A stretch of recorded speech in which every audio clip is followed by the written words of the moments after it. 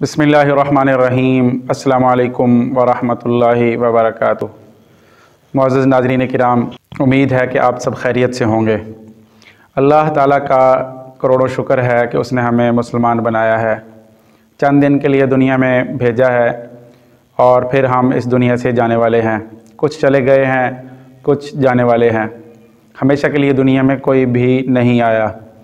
तो चूँकि ये दुनिया परेशानियों का घर है, हर आदमी के साथ कोई ना कोई परेशानी लाहिक रहती है, कोई ना कोई परेशानी उसको आ घेरती है। कुछ परेशानियां आर्जी होती हैं और कुछ परेशानियां ऐसी होती हैं कि ज़िंदगी के साथ साथ चलती हैं। तो परेशानियों का हल भी नबी करीम सल्लल्लाहु अलैहि वसल्लम ने, बाद परेशानियां ऐसी हैं कि उनका हल भी बताया है। तो एक वजीफ़ा लेके आपकी खिदमत में ऐसा हाज़िर हुआ हूँ कि जो प्यारे नबी सल्लल्लाहु अलैहि वसल्लम ने बताया है, जिसको इसमें आज़म कहा जाता है। हदीस पाक में आता है कि जो भी इन अल्फाज के साथ अल्लाह से दुआ मांगे वो कबूल होती है। इसमें आज़म का लफ्ज़ी माना है बड़ा नाम, और बड़ा नाम अल्लाह का नाम है। और इसमें आज़म के बारे में लोग पूछते रहते हैं कि इस आज़म क्या है और कैसे पढ़ना चाहिए, क्या करना चाहिए, कैसे पढ़ना चाहिए। तो नाज़रीन किराम, इस हवाले से आज हम बात करेंगे। चूँकि दुनिया परेशानियों का घर है, कैद खाना है। हदीस पाक में भी बताया गया कि ये कैद खाना है, और कैद खाने में तो सुकून हो ही नहीं सकता। तो जितनी भी परेशानियां हैं इंसान पर, जितनी परेशानियां आ गई हैं, घेर लिया है परेशानियों ने, तो आप छोटा सा काम कीजिए।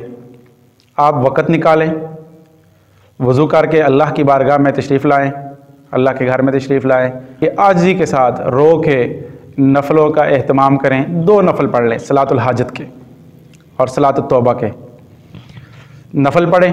अल्लाह की बारगाह में रो के अपने गुनाहों से माफ़ी मांगें। बहुत सारी परेशानियां हमारे अपने किए हुए अमलों की वजह से होती हैं, गुनाहों की वजह से होती हैं। गुनाहों की नहुसत होती है कि जिसकी वजह से परेशानियां आती हैं। आपने अक्सर देखा होगा कि हाजी जिस वक्त हज करता है, उम्रा करने वाला जिस वक्त उम्रा अदा करता है, तो उसकी बहुत सारी परेशानियाँ वैसे दूर हो जाती हैं। क्यों?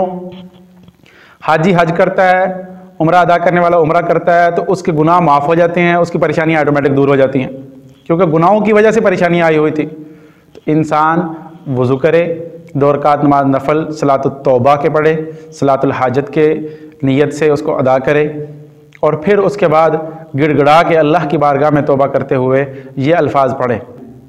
वो 2 आयतें हैं, व इलाहुकुम इलाहुन वाहिद ला इलाहा इल्ला हुवर रहमानुर रहीम, और दूसरी अलिफ लाम मीम अल्लाहु ला इलाहा इल्ला हुवल हय्युल क़य्यूम। इनको नबी करीम सल्लल्लाहु अलैहि वसल्लम ने फरमाया ये इसमें आज़म भी हैं। यानी 2 जगह पर ये मुख्तलिफ 2 आयतें अल्लाह ताला ने बयान फरमाई हैं। ये 2 आयतें जो आदमी पढ़ के जो भी दुआ मांगेगा, अल्लाह उसकी वो दुआ कबूल फरमाएंगे। एक रवायत में आता है कि नबी करीम सल्लल्लाहु अलैहि वसल्लम ने फरमाया, दअल्लाह बिइस्मिहिल आज़मिल्लज़ी इज़ा सुइला बिही आता। इसमें आज़म के ज़रिए अल्लाह से मांगो, अल्लाह पाक अता फरमाते हैं। व इज़ा दुइया बिही अजाबा, जब भी इसमें आज़म के साथ दुआ मांगी जाए अल्लाह कबूल फरमाते हैं। तो नाज़रीन किराम, इसमें आज़म ऐसी चीज़ है, यानी ये अल्लाह का नाम है, इसके ज़रिए अल्लाह से जो भी दुआ मांगते हैं वो कबूल होती है। अल्लाह की बारगाह में उठे हुए हाथ अल्लाह वापस नहीं मोड़ते।